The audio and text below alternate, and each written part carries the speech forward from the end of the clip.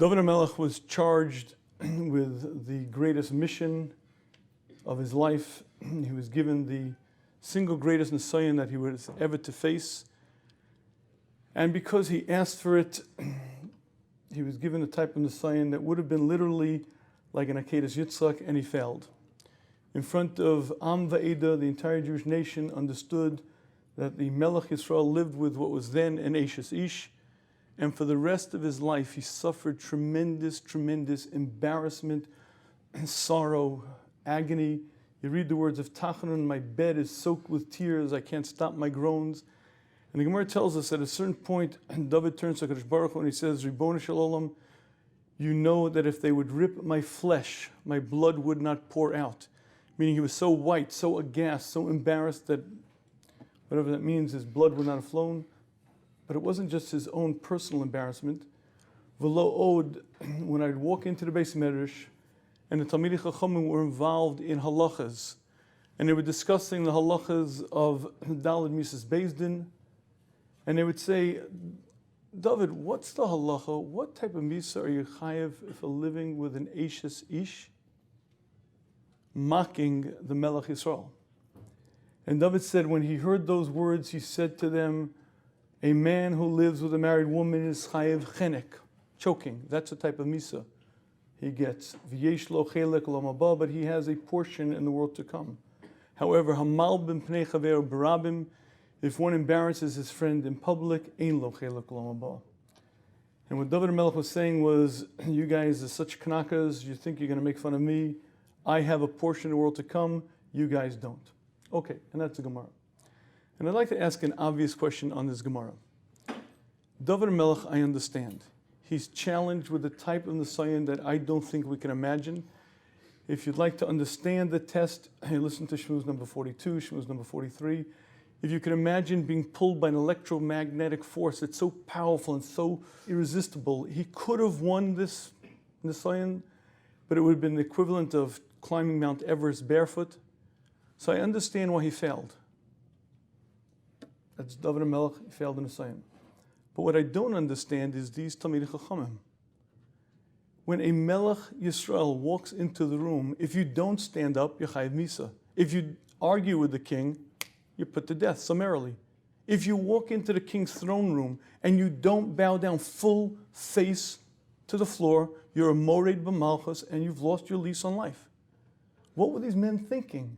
They were embarrassing a Melech Yisrael publicly, one of the greatest men who ever lived, and they were in their haughtiness standing up to say, what's the halacha of one who lives with an Eishes Ish? What type of misa? Mocking a man in public. So David, I understand, but what were these men thinking? What was going on in their mind? What were they thinking? Why were they doing this?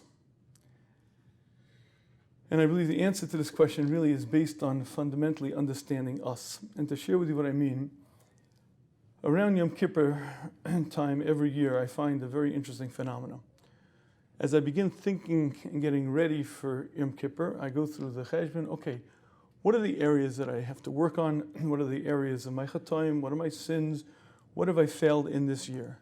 And I always find it very interesting that I have to sort of like dredge up and sort of ask, okay, so let me think about it. What did I mess up in? What areas have I failed in? What are my, where are my chatoim? And it never fails to amaze me that I have to actually dig in and sort of like, oh yeah, I guess I do have some averas. Now here's the observation. Assuming that you are not the Chavetz Chaim, assuming that you're not Rabbi Kieger, assuming that you're not the Chassam Sofer, then I guarantee you have loads and loads and loads of things that you do wrong. And if you're not sure that I'm right, open the Chai Adam in a simon right before Yom Kippur, when he goes through lists and lists and lists. And again, unless your name is up there amongst the greats of the greats, I guarantee you have boatloads, trainloads of things that you do wrong. And yet the question is, why is it that it's so common to have to sort of like, what are my sins? What do I have to work on? And I'd like to share with you that there are two reasons why it's very difficult for us to see what we do wrong. Two reasons why it's very difficult for us to see our averas. Reason number one is what I call madrega based. It's based on the fact that I, the neshama, am put into this body, and when I'm put into this body, this body serves as a very, very thick coat and doesn't allow me to feel things that I normally should feel. As an example of this, I remember very clearly, first year Beis Medrash, Yom Kippur time was a very, very serious time. And all of my chevra, you could see the davening was tremendous. But as I sort of looked up the rank, second, third year Beis Medrash guys, it wasn't just it was serious, they were bent over, you saw guys crying. By the time you got to the younger Kola guys, open tears, almost wailing. By the time you got to the older Kola guys, it was real wailing, guys with tissue boxes, etc. By the time you got to Rabbeim, it was getting a little uncomfortable. And you have to excuse my expression, the worst of the worst was my Rebbe, the Shafier Zatzal, openly, every shmooze, I remember clearly, he would break down openly, couldn't stop crying. I remember regularly, by Ne'ilah, he would begin crying, and public couldn't stop. Here's the kasha. Isn't it an inverse? Meaning the higher up you go, obviously the less you have to do tshuva for, right? Meaning the higher up you go, the more you've worked on yourself, the less issues you have, the more mitzvahs you have. So why is it that it's always the inverse? That the more a person is up the ladder in Ruchnius, the holier they are. Invariably, Yom Kippur is a much more serious day. They're crying a lot more, and they have a lot more, apparently, that they're doing tshuva for. So again, the answer is that this is the first reason why it's difficult for us to feel our averas, because Ruchnius works in a very interesting way. That as I become holier, I'm far more sensitive to what my actions accomplish, and therefore far more sensitive to what I didn't do. Meaning to say, the reason why the Chavetz Chaim took any single word of Lashon Hara so seriously was because he understood the gravity. He understood what a human being can accomplish. He understood what a human being should do. And therefore, when he didn't do what he was supposed to, he understood with a tremendous sense of clarity what it was that he did wrong. And therefore, he felt a tremendous amount of charata. So that's the first reason why it's difficult for us to see our averas, because we're deadened, we're in this body, it's very thick, very hard to see. But there's a second reason why it's difficult for us to see our averas that has nothing to do with that at all. And I'll share with you a classic example. Ask any frum fellow the following question. What's worse, eating a McDonald's cheeseburger or speaking Lashon Hara? Right? Come on. I mean, listen, I'm not saying Lashon Hara is mutter, but it's not treif. I mean, McDonald's is treif. You can't eat that. That's mamish usser. Any well-educated yeshiva guy will tell you McDonald's is far worse because it's treif and Lashon Hara is whatever. Okay. The only problem is that that's completely, utterly wrong. At most, you'll tell me a cheeseburger, I'm not sure if it's basar b'cholov, depending on how it's cooked, you'll probably get one lav. The Chavetz Chaim counts for us 17 los assays, 14 assays when you speak Lashon Hara. Now he explains that even though it's true that no single story are you likely to get all of them, but I guarantee that any single story that you'll tell of Lashon Hara, 5, 6, at least 10 different los assays and assays. But it's worse than that. A cheeseburger, a big, thick cheeseburger, at most says 3 kazesim. So if it's a lav, you're going to get 3 lavim at most. Every word of Lashon Hara is a discrete avera. Each word of Lashon Hara has those 5 or 10 averas included in it. In one little story, hundreds and hundreds of los assays and assays. If you'd like to know in the scale of things, there is no comparison whatsoever, because a cheeseburger is, again, it's a lav, it's horrible avera, but it's not even in the same planet, not in the same constellation as Lashon Hara, hundreds and hundreds times worse. So here's the problem. Why is it that even after you learn the halachas, even after you study it, even after you've said a shmooze about how big an avera Lashon Hara is, it's never as usser as a cheeseburger. And never reaches that, cheeseburger is forbidden, it's mamish usser, and Lashon Hara never gets there. And the question is, why is that? Why didn't I get it? I learned halachas, I went through it, I get it, I understand it, so obviously it should be far worse. And the reason why it never becomes as bad as a cheeseburger has to do with the essence of me, the essence of a human being. And to understand this, let's focus on something very, very profound. One of the greatest chedushim that Rabbi Yisrael Salanta shares with us is that I am the neshama. That the neshama is not some distant part, some alter ego, some sort of scaled down version of me. that the I who thinks, the I who inside telling my arms and legs to move, when my body's put in the ground, I separate and I stand in front of the Benzion Shamala. But again, it's not some splintered down version of me. It's not like I'm asleep and my neshama goes up to Gan Eden. It's me with all of my cognitions, all of my thoughts. The same I who I'm thinking right now, stand in front of Benzion Shamala. The body's put in the ground. I separate, and for eternity, I am what I shape myself into. Okay. Now here's the problem. If you go to a funeral, you may notice that they put the body in the ground. The body includes the heart, the lungs, and the brain. Now, I've never gone to an autopsy, but it's my sincere belief that they don't take the brain out and kind of like FedEx it up to Shemayim, right? I mean, the brain is buried with the body. So what do you mean I separate? What do you mean I stand in front of the Benzion Shamala? My brain is there in the box, dead, right down there. What do you mean if I'm not the brain, what am I? How could I think without the brain? How could I be there without my brain? And this illustrates a very significant point, and that is that I am not the brain. And if you'd fundamentally like to understand who I am, who you are, you have to sort of very carefully pay attention to human thought. And let me give you a couple of examples. Imagine you have a woman who's preparing supper. She's deciding it's the morning, and she's deciding supper for that evening. Let me see, chicken or meatloaf? Chicken or meatloaf? Oh, chicken or meatloaf? I like chicken. I really would like to make, but my husband likes meatloaf. Well, I like chicken, but my husband likes meatloaf. Well, what should I do? Chicken, meatloaf. Cholesterol. It's bad for his cholesterol. He's going to get heart disease. I'm not doing, chicken it's going to be. And she puts the chicken into the oven. Now, if she would stop right then, and you were to ask her, Madam, do you know what cholesterol is? Do you know how plaque forms in the heart? Do you even know whether your husband's cholesterol is high? She would not be able to tell you. And if you'd ask her, do you really believe that the reason you're putting chicken in the oven and not meatloaf is because of cholesterol? No. But it's enough for her to sort of buy into, and she puts the chicken in the oven, cooks the chicken, fine and well. Okay. That evening, her husband comes home, and she serves a delicious chicken, and they're eating dinner, and she turns to her husband and says, so, do you like the chicken? Yes, dear, it's very good. You didn't say that with much enthusiasm. No, dear, it's really, really good. No, I can see you really didn't mean that. No, dear, I mean, it's really good. I could see you really didn't mean it. You really didn't say it with much. No, dear, it's really good. You did. Listen, dear, I'm not saying, listen, you know I prefer meatloaf, but for chicken, it's good. You see that? It's not enough that I do for you, I sacrifice for you. I didn't make meatloaf because it's bad for you, and you don't even appreciate it? And she gets upset and have a big fight, and okay. Now, obviously that's ridiculous, right? And obviously that never would happen, right? Except it happens every day of the week, twice on Sunday. We call it rationalizing, just buying into an excuse enough to believe it, and then being embarrassed that you're caught in that sort of lie and thinking your husband doesn't appreciate it, okay?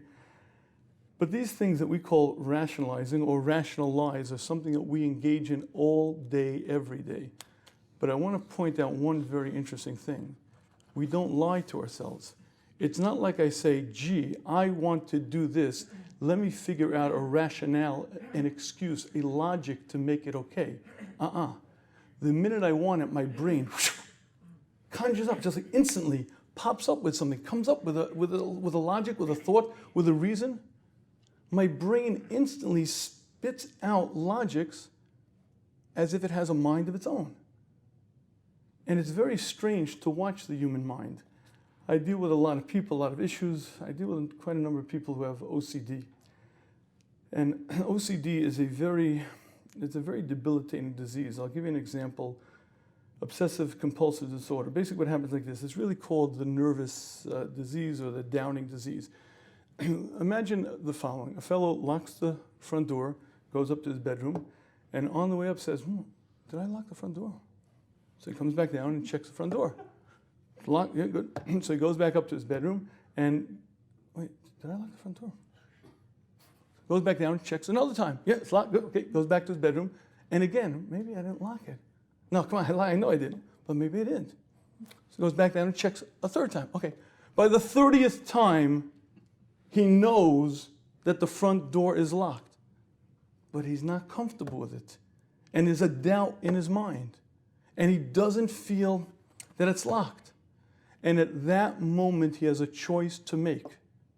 He either gives in to what his brain is going to spell out to him and suffer the rest of his life, or he breaks free.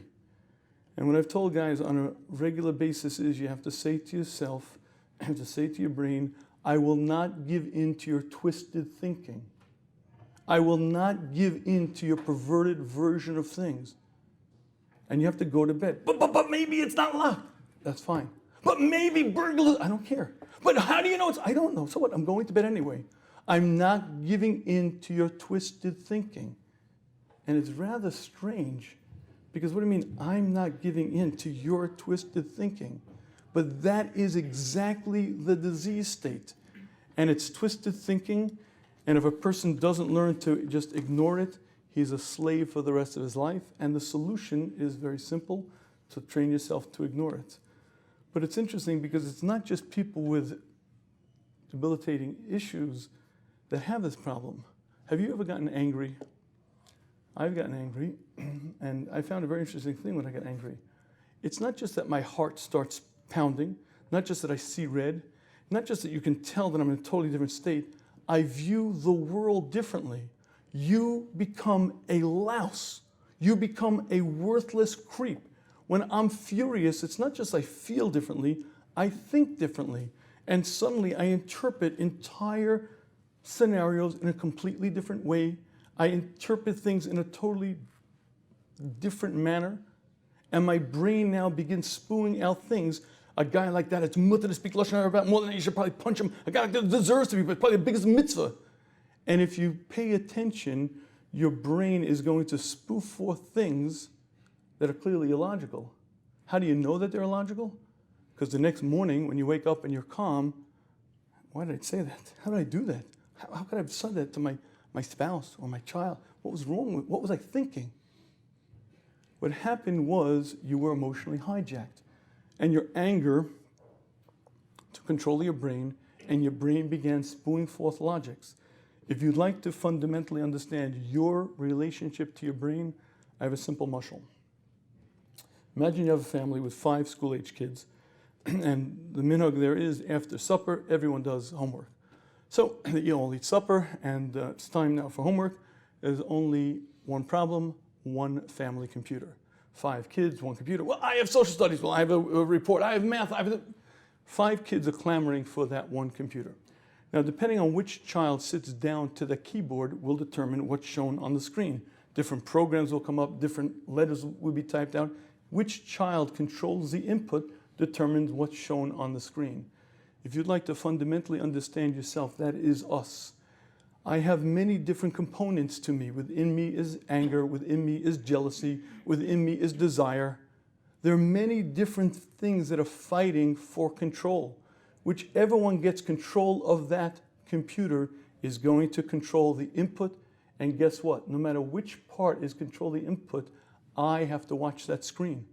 So if it's anger, on that screen comes up all the logics that are spewed forth by anger controlling my brain. If it's jealousy, all of a sudden that guy's not worth it, and why should he have it, I should have it, and he stole it from me.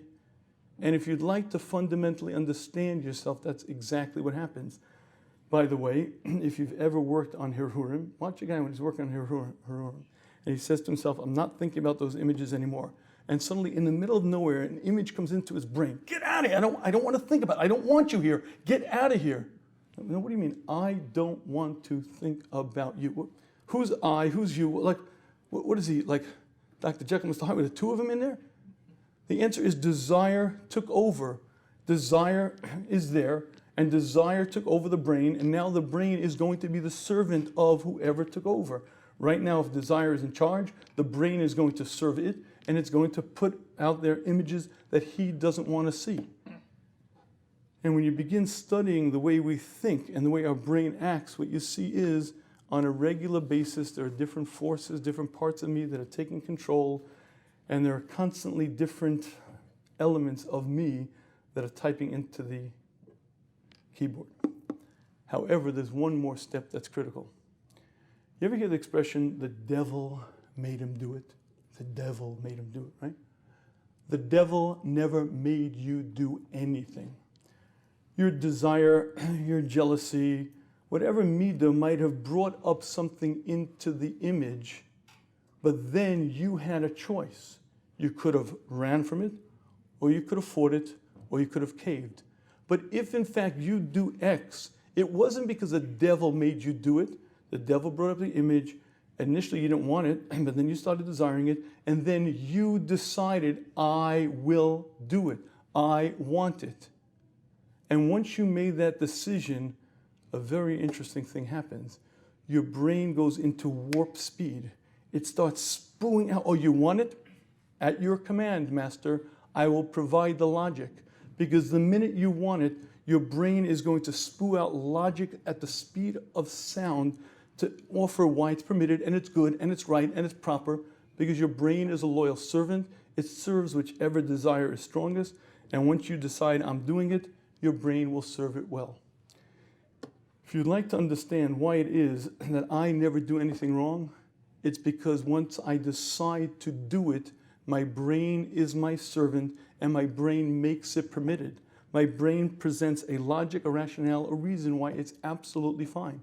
And when I come to Yom Kippur and I got to look for my what are averas, there's nothing that I do that's wrong. Because once I made that decision to do it, my brain says it's good, it's fine, it's okay, and there's nothing wrong with it. Because my brain is my servant. And if you'd like to understand why these people were so critical of David Melech Yisrael, it was really very simple. They marched on beautiful white steeds. They wore beautiful long white robes. They were tzaddikim in the court of their own mind. And a tzaddik like me, pure like the driven snow, to see a man abhorrent to live with an ish, so disgusting, I can't even look at you, filth. And as strange as it sounds, they embarrassed one of the greatest men who ever lived.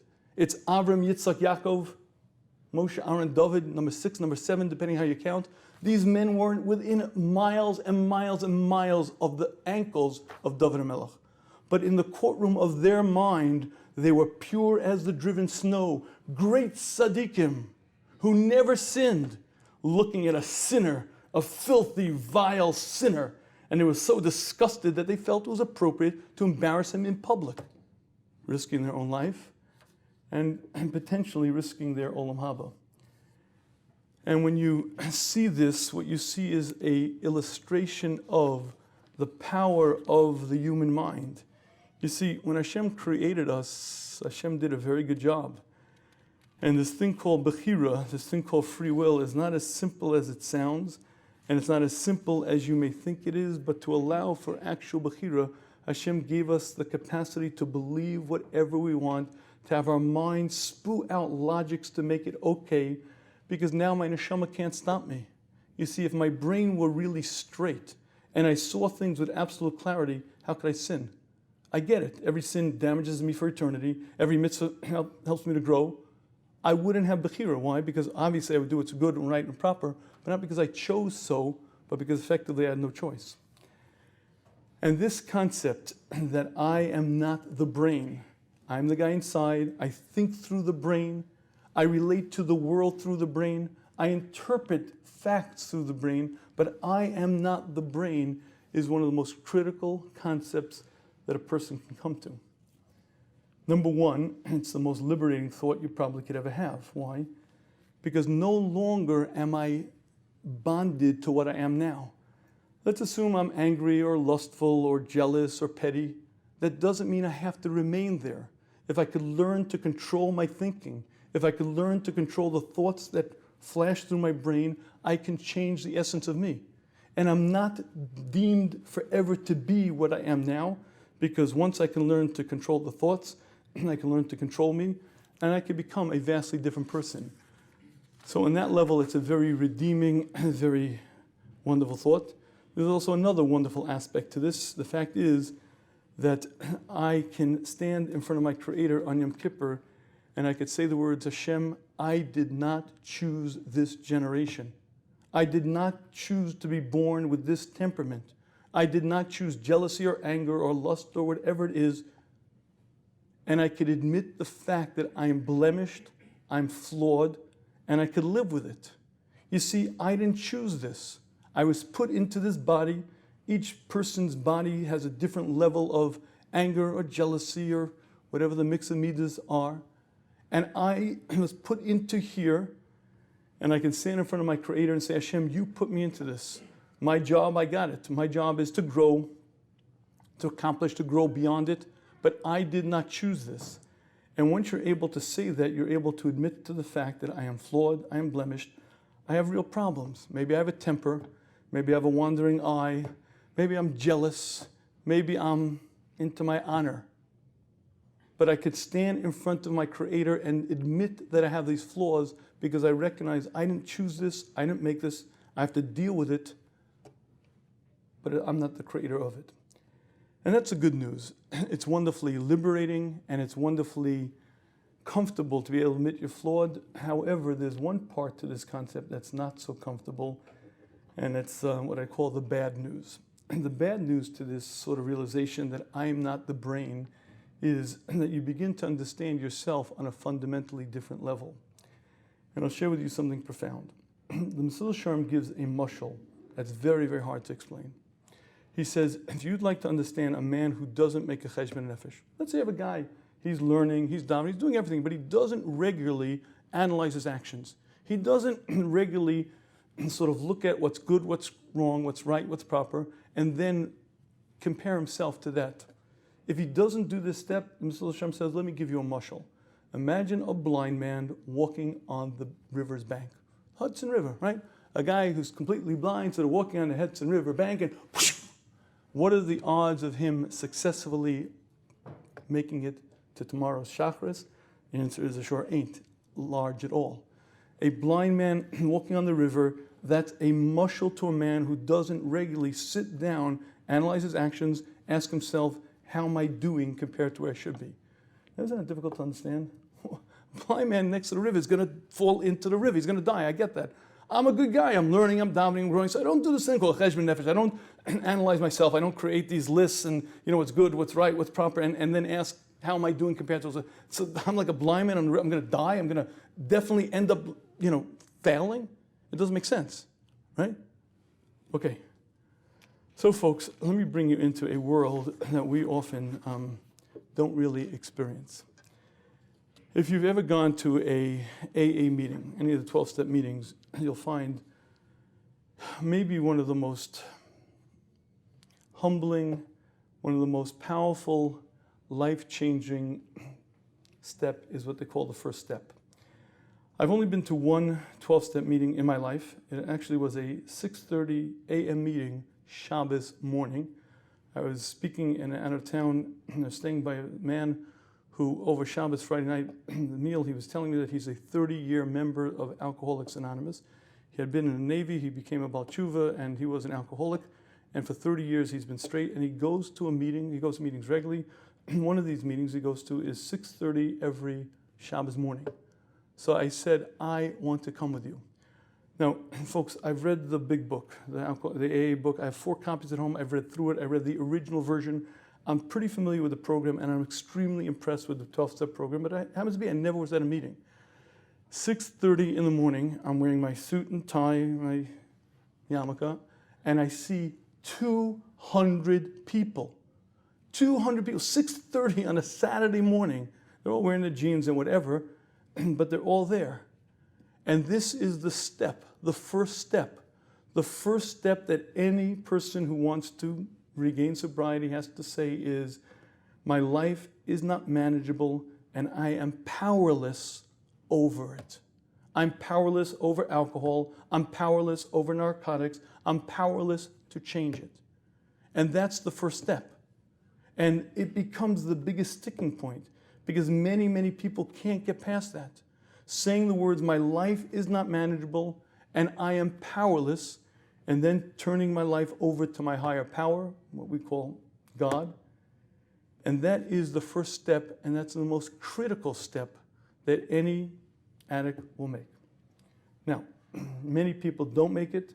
Addicts who are able to go through a 12-step program generally are able to succeed. But here's the point. If you were watching 200 people say the words, my life is unmanageable and I'm powerless to change, I guarantee that you and I and everyone else would look at them and say, Nebuch, look at that guy, mamish, no control, a weakling, mamish, like what kind of human being is no control? No control? And you and I would feel very, very different than that person. You and I would know that Nebuch is an unfortunate weakling, sort of like a, I don't know, I'd say a loser, but different than you and I. And here's the thought, though. If you look at addicts, addicts come in all sizes and shapes, all different forms. There are brilliant addicts and there are dumb addicts, highly successful ones and not so successful ones, young and old, short and tall, fat and skinny.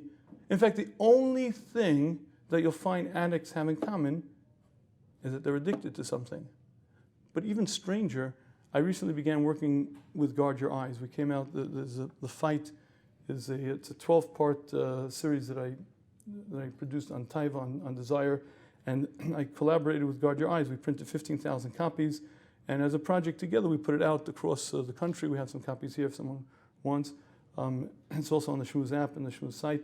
And I began working a little bit more with Guard Your Eyes, and I began taping things for them and discussing things, and I found out something even stranger. All of these people go through a 12-step program, but they're much like you and I, regular frum guys from regular frum homes. They look like you, they look like me, they talk like us, but they're powerless, and they're like, I feel bad for these Nebuch weaklings, they're powerless. Your life is unmanageable, and you're powerless, and it makes no sense. And you'll have to admit, it's very strange, isn't it? And I'd like to share with you the difference between us and an addict. Would you like to know the one difference? The addict is forced to deal with reality. You see, when an alcoholic wakes up in the morning and says, I know that if I take another drink, I likely will die, and I can't not take another drink, he's desperate. He realizes that he's powerless, and he's run out of room to lie. He's run out of room to make excuses. There's nowhere to go. So he has to admit the fact that I'm powerless. You know what you and I do? Oh, we've got creative excuses. Would you like to know what we do? It's a Dubna Magid's mushal. The Dubna Magid explains that a man was once riding on the country road, passing a farm, and he stops his horse. Why? Because he sees this large barn, and on the barn are 10 bullseyes, and dead center in the middle of each bullseye is one arrow. Every single arrow right in the bullseye. And he says, I don't believe it. This guy's the best archer I've ever seen. 10 perfect bullseyes. I gotta meet this guy. He stops the horse, gets out, looks at the farmer, and he finds the guy. And he says, I looked at your barn. I saw 10 targets, 10 dead bullseyes. I don't get it. How did you do it? And the guy says to him, how do I do it? Everyone does it backwards. What does everybody do? Everybody, first they draw the target, then they shoot. Sometimes they hit, sometimes they don't. Not me. First, I shoot the arrows. Then, once the arrow lands, I draw the target right around it. Every time, it's a perfect bullseye. Rabbi say, that's us. My behavior is excused by my brain. And what I do, whatever I do, there is that ever loyal servant to make it good, to make it right, to make me that knight in shining armor, and my brain serves up the logic that's needed. Until a person gets desperate, until a person finds that if I take another drink, I'll die, and I can't not take another drink, and then he gets it. Then he realizes that he's powerless. The difference between an addict and us is the addict is forced to deal with reality. We got plenty of wiggle room. We got plenty of room to just excuse it, and I don't really care, and I'm not so into it, and it doesn't really bother me. And if you're not sure that I'm right, I'll give you a simple challenge. Lo sasuru acharei levavchem v'acharei nechem. Lo sasei in the Torah. All the Rishonim agree. No one argues in Achronim. Everyone agrees it's a full lo sasei to look at a woman with desire, with lust. Try this one on me. Walk down Fifth Avenue and don't look. Try for 30 days not to look. You're good at that one? How about Lashon Hara? Try for 30 days not to speak a single word of Lashon Hara. Try me. Try that. And by the way, folks, I'll share with you one of those sort of like little annoying points of my life. Unfortunately, on a regular basis, I get couples who come in And the problems vary, but oftentimes a problem that surfaces is, Rabbi, how could I respect him? How could I respect him? They found out that he's been watching pornography. Granted, he went to guard your eyes. Granted, he's working on it. But how could I respect him? He's such a hypocrite. He learns, he davens, and that schmutz is what he looks. He's working. I get it, but how could I respect him? So, what would you say? What would you say to a woman who came to you with that question? And she's sincere. She really wants to continue respecting her husband, but she can't. So I'm a little bit nicer than this, but the answer that I say basically is, madam, with all due respect, have you ever noticed that women dress in a manner that's really not nice? I mean fine Beis Yaakov women who went to the base schools, etc., and they're wearing the sleeves down to here and the dresses down to there, but it's so abhorrent, so tight, so disgusting, so like, ugh, why are you doing that? Why do you do that? And by the way, the only thing that's humorous is that when a woman turns 40 or 45 and she's no longer so attractive, then she gets on this bandwagon, sneers, my daughters have to be sneers, and this one, no one sneers enough, right? And when she was 20, 25, 30, she wasn't exactly on that bandwagon. So what happened? Why is it that finally educated women who get it, they understand what life's about, why do they dress this way? And would you like to know the answer? It's really quite simple. I mean, come on, everybody does it. You want me to dress like weird? You want me to be like a bag lady? Come on, it's like, I can't do that. You can't do that, I see. Let's say you had to. Let's say Hashem said to. Let's say Elion Novi came down and said, Kol Amar Hashem. It's not nice the way you're dressing. What would happen? No, oh, I see. But that's not good enough, right? Let's deal with something else. Let's deal with something called Lashon Hara. Madam, you ever speak Lashon Hara? Nah, not me. Oh, no, never, right? Yeah, right. You ever speak to your friends? Yeah, so, okay, good. Now, let's assume you speak to friends more than once a year. I guarantee you're over countless averas on an ongoing, regular, I guarantee it. Why doesn't that bother you? How are you able to sleep at night? How are you able to live with yourself? The answer is there are cheeseburgers, things I don't do. But then there's Lashon Hara. Lashon Hara is not like usser. It's not like forbidden. It's not like a lav in the Torah or anything, right? Wrong. It's multiple lavs, every single word, hundreds within one speech. When you call your girlfriend or you call your sister and you gotta tell your honey, you're blowing it. The oraisa, hundreds and hundreds of times. I know you can't look at your husband with big avera. Madam, with all due respect, you're doing a lot worse, a lot more often. Come on, I mean, it's not like pornography is usher. The Lashon Hara is, it's just, oh, I see. Okay. So if you get to write Shulchan Aruch, we'll pay attention to your Shulchan Aruch. But the Beis Yosef is long dead, and the job wasn't given to you. And folks, again, I'm much nicer than that, believe me. I don't do that, believe me. But that is the point. The point is that we are very, very good at judging others, and we're very kind to ourselves. My brain will make everything that I do good and permitted and fine and wonderful. And when you read a chazal like this, where Talmidei Chachamim embarrassed the king of Israel, the Melech Yisrael, the Mashiach of Hashem, one of the greatest human beings that ever lived, and they looked at him like a nobody, and they looked at themselves as if they were tzaddikim, what you're seeing is an illustration of this power of the brain. You see, this first concept that we have to get straight is, I am not the brain. And when the brain brings thoughts to me, I have to always question them. And I have to always ask, who's got control of that monitor? If it's my anger, that screen is going to show what it shows. If it's my jealousy, that screen is going to show what it shows. But the brain becomes a loyal servant. And much like that family computer, it depends which kid is inputting on the keyboard, determines what's going to show on the screen. But regardless, I have to watch that screen. I have to watch that screen, I have to see it, and here's the difficult part. It sounds like me. Do you know the hardest part? When you walked up the 30th time up the stairs, and the voice inside says, maybe the front door is not locked. To actually say, I'm not listening to your twisted thinking is so difficult. Why? Because it's me who's saying it, isn't it? It's my brain. I mean, if I can't trust my brain, who can I trust? And learning not to trust your brain, learning that I'm not the brain, learning that my brain is oftentimes hijacked, whether it's by anger or jealousy or desire, and learning that I am not the brain is one of the keys to recognizing who I really am. And most people don't have a clue. Because most people, when they have that thought in their brain, say, well, that's me and I'm doing it, and they think it's them. And they walk down that garden path, and exactly what the Mesilas Yesharim says, like a blind man on the river's bank. Why? Because it doesn't matter if you're learning and you're davening and you're doing everything right. If you don't have checks and balances, I guarantee your brain is going to corrupt you. Your brain is going to present logics and thought processes via which everything you want to do will become mutter. And you are like the blind man on the riverbank. That's exactly what the Mesilas Yesharim says, because whether we recognize it or not, we are all powerless. And my friends, that is the most disconcerting sounding, almost debilitating thought you could ever have. I'm powerless. I'm powerless. Until you hear the next step. I'm powerless, and I hand over my case to my Creator. I stand in front of Hashem and I say, Hashem, you created me. You made me. Please help me.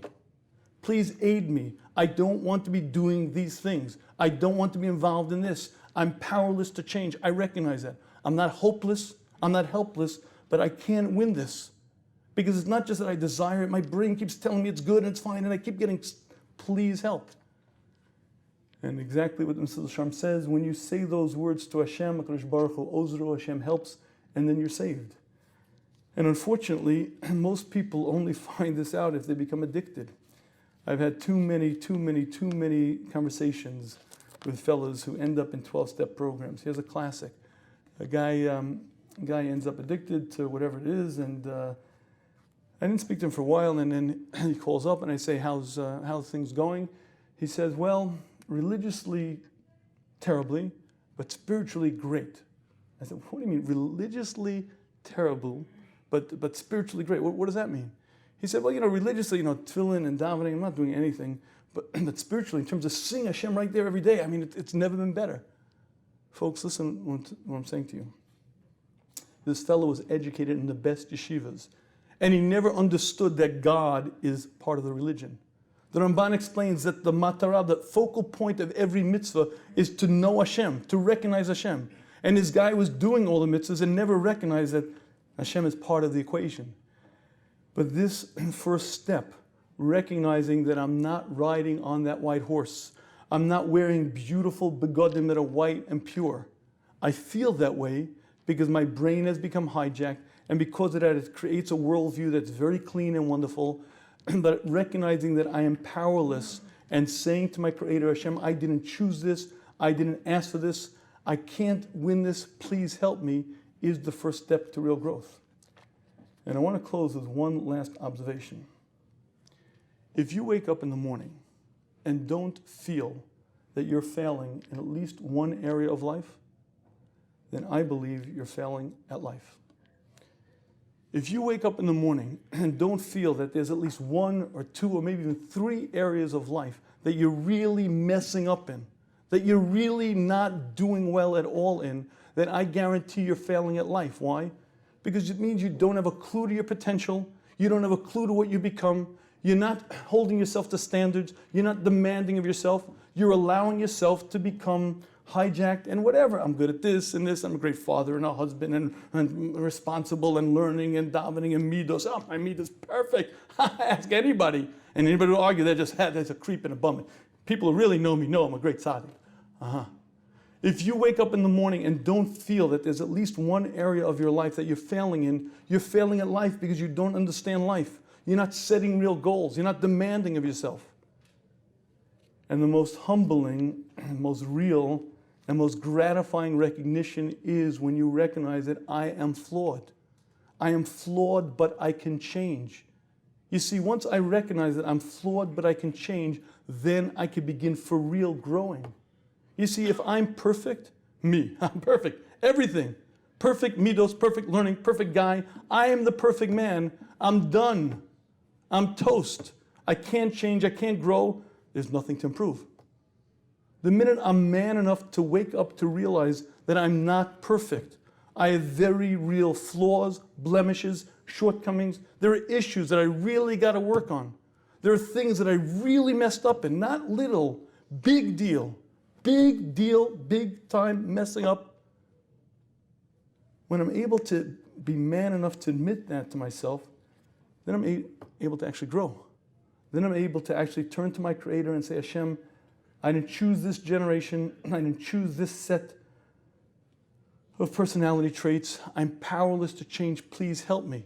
And then I could do the difficult work, I can do the real steps of changing, of growing. Yom Kippur is one of the most beautiful days in the Jewish holiday. It's certainly the day when you can most clearly see Hashem, surely the day where you can most clearly, palpably speak to Hashem.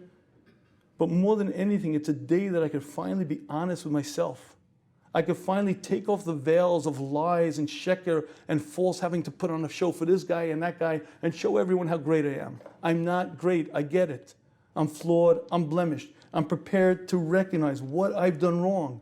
And I'm prepared to recognize that I'm not going to be capable of really changing it until I turn to my Creator and I say, Hashem, I can't do it, I need your help.